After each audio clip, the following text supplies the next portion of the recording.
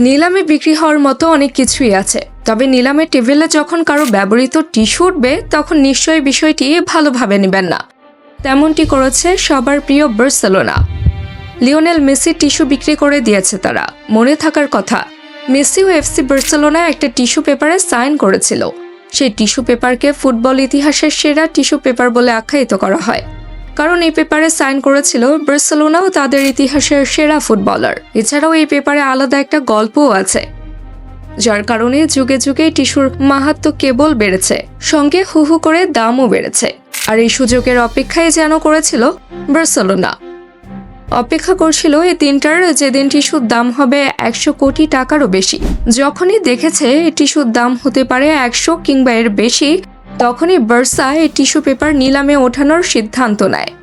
ঐতিহাসিক এই টিস্যু তাদের কাছে পণ্য হয়ে ধরা দেয়। অথচ ফুটবল ইতিহাসের সেরা ফুটবলারের জীবনে কঠিন এক মুহূর্ত জড়িয়ে আছে এই টিস্যুর সঙ্গে। সেসব বিষয়কে তোয়াক্কা না করেই নিলামে বিক্রি করে দেয় বার্সা। এর আগে স্টেডিয়ামের চেয়ার সহ নানান স্থাবর বিক্রি করেছিল বার্সা। এবার করলো মেসির সাইন করা সেই টিস্যু, যে টিস্যুটি ইতিহাসে আলাদা জায়গা নিয়ে ঠায় 25 বছর পর্যন্ত অক্ষত ছিল। কিন্তু কালের বিবর্তন আর বার্সার অর্থনৈতিক মন্দার কারণে শেষমেশ বিক্রি করে দিতেই হলো। বার্সা শুধু টিস্যু বিক্রি করেনি, মেসির ব্যবহৃত লকারটাও বিক্রি করে দিয়েছে। যেখানে মেসি তার ব্যবহৃত জিনিসপত্র রাখতেন, সেটিও ভোগের পণ্য বানিয়েছে বার্সা। এতটাই অসহায় অবস্থায় বার্সা যে পারলে মেসিকে আরেকবার বিনামূল্যে কিনে চড়া দামে বিক্রি করে দেয়। সেই সুযোগ থাকলে বার্সা হয়তো সুযোগ নিয়েও নিত, টাকার কাছে বিক্রি করে দিত মেসিকে। মেসির বিখ্যাত ওই টিস্যু বিক্রি করে বার্সা পেয়েছে 112,67,106 বাংলা টাকা। টাকার অঙ্কে বেশ বড়সড় পরিমাণ অর্থ পেয়েছে বার্সা।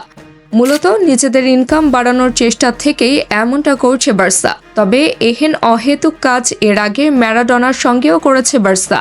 কালে কালে প্লেয়ারদের স্মৃতি বেঁচে খাওয়াই যেন বার্সার মূল লক্ষ্য। বার্সার এই দুর্দশা কবে যাবে তা হলফ করে বলা যাচ্ছে না।